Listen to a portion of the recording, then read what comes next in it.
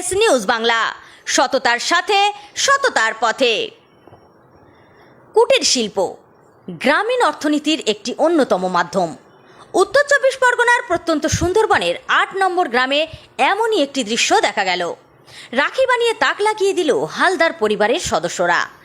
২ মাস পরে রাখি পূর্ণিমা, তার আগেই সুন্দরবনে দেখা গেল মৃণাল চক্রবর্তীর ক্লাবের পাশে তন্ময় হালদার ২ চালা ঘরে বানাচ্ছে বিভিন্ন ডিজাইনের রাখি। তারা বলেন, ব্যবসায়ীদের আর কলকাতা বসিরহাট যেতে হবে না, স্বল্প মূল্যেই পাওয়া যাবে আমাদের হাতের তৈরি রাখি, যোগাযোগ করলেই পাওয়া যাবে।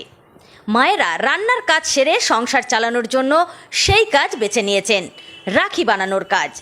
তারা আরও বলেন, আমাদের তৈরি রাখি বর্তমান প্রজন্মের ছেলে মেয়েদের কাছে খুবই আকর্ষণীয় হবে বলে আমরা মনে করি।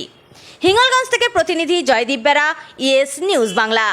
বড় বাজারে যায়, বসিরহাটে যায়। এবার আমি এই দিক থেকে কিছু কাস্টমার আশা করছি। এই মাল সব মানে কাঁচা মালটা দিল্লি থেকে আসে, এখানে ৬ মাস আগে থেকে মালটা বানানো হয়। কোথায় এই জায়গাটার নাম কি? হিঙ্গলগঞ্জের ৮ নম্বর মিলন চক্র ক্লাবের পাশে। আগে কি এরকম বাড়াইতে কত বছর হয়েছে আপনি বানান? এই ৪-৫ বছর বানাচ্ছি। আপনার নাম? তন্ময় হালদার। Phone number?